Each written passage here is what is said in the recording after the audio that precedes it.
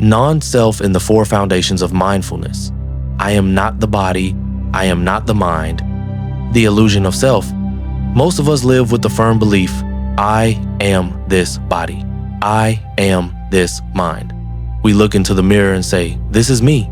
We experience joy and sorrow and think, these are my emotions. We generate countless thoughts and conclude, these are my ideas. But the Buddha pointed out that this is merely an illusion of self. The body, feelings, mental formations, and perceptions all are but the five aggregates coming together. There is no permanent I. This clinging to a self is the root of all suffering. Greed, anger, and delusion arise from it. The four foundations of mindfulness are the path that leads us to look deeply into reality, peeling away layers of illusion. Through contemplation of body, feelings, mind, and dharma, we gradually see clearly. The body is not me, emotions are not me, thoughts are not me, and all dharmas are without self. Part 1. Contemplating the body to see that this body is not me. The body is where we cling most tightly. From birth, we are told, this is you, this is your body.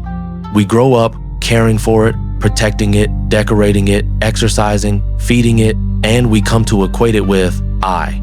Yet when we sit in stillness and observe deeply, another truth is revealed. The body is a river in constant flux. It is not a solid, unchanging entity, but a river of billions of cells. Each moment, cells die and new cells arise. Hair falls and grows again. Nails lengthen and are trimmed. Skin continuously renews itself. If the body were truly I, then which I is real? The I of yesterday has vanished with countless dead cells. The I of today is only a temporary continuation. The body does not exist independently. It is formed from rice, vegetables, air, and sunlight. Without earth, water, wind, and fire, the body cannot survive. Thus, it is not an independent self, but a gathering of countless conditions. The body is governed by impermanence. At times healthy, at times sick, at times young, at times aging. No one can keep the body fixed in one state forever. Because we cling to the body as me, when it weakens, we panic and suffer. But if we see the body simply as a phenomenon arising from causes and conditions, we become lighter, no longer burdened by change. Example, during meditation, a practitioner feels pain in his back. Instead of lamenting, I am in pain, he breathes and observes, there is pain present in the back. By separating the I from the pain, the suffering lessens by half. The sensation is still there, but no one is bound up with it anymore. Part 2. Contemplating feelings to see that these feelings are not me. Feelings are among the easiest places for us to mistake for the self. Whenever we are happy, we say, I am happy. When we are sad, we cry, I am suffering. When anger arises, we shout, I can't stand this anymore.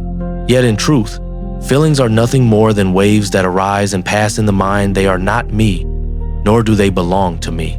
The fragile nature of feelings, one moment we may be excited over good news, just minutes later, we may already be worrying about something else. Feelings never stay fixed. They arise and fade continuously, like clouds drifting across the sky. If I were truly identical with feelings, then which I would be real, the happy me or the sad me? No feeling lasts forever. Even the strongest pleasures exist only briefly. Eating a delicious meal brings joy, but it fades after just a few moments. Hearing praise feels delightful, yet within hours the happiness dulls.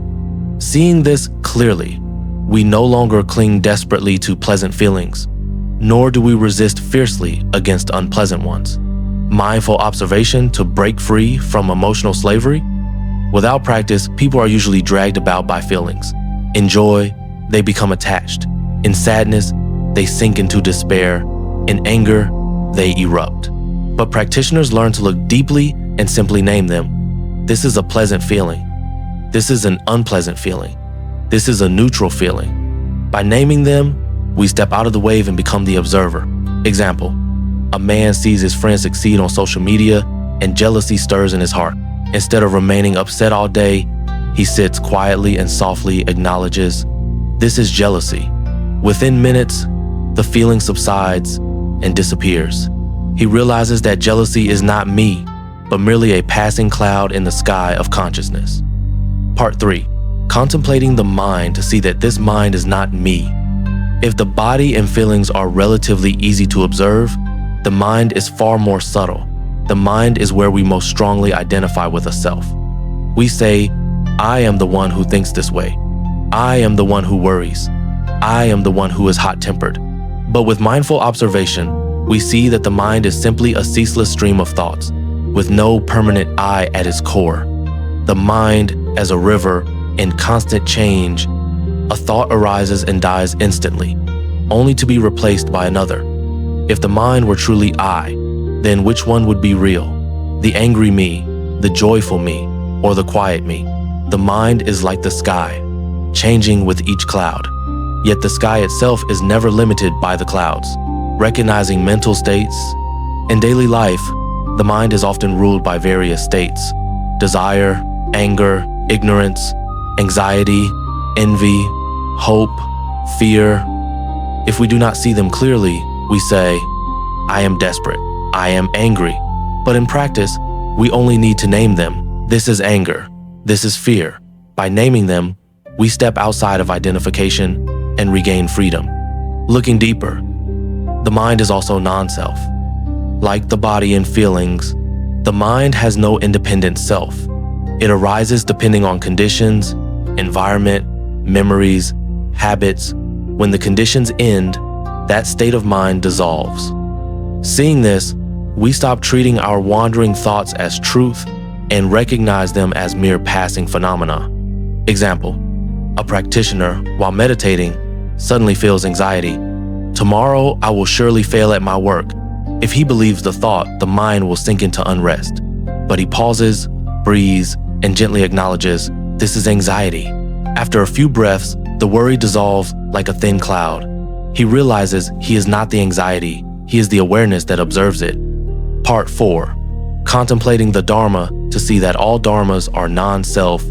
When we have already seen clearly that body, feelings, and mind are not I, the final step is to contemplate the dharma. Here, dharma does not mean only the teachings, but all dharmas. The 5 aggregates, the 4 noble truths, the 12 links of dependent origination, down to each small occurrence in daily life. To contemplate the dharma is to look into the laws of reality and see that there is no self directing them. 1. All dharmas arise from conditions. Nothing appears independently.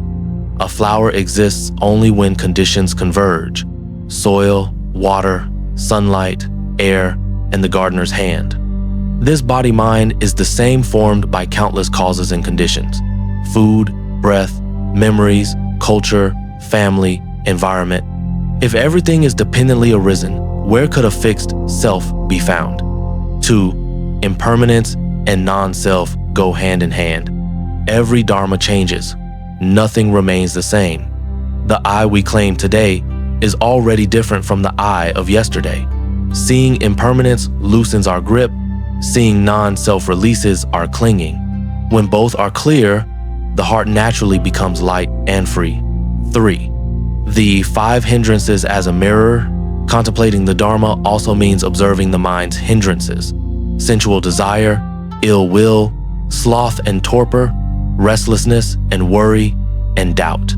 These are not I, but currents of energy arising when conditions ripen. Seen clearly, they come and go. Misidentified, they sweep us into suffering.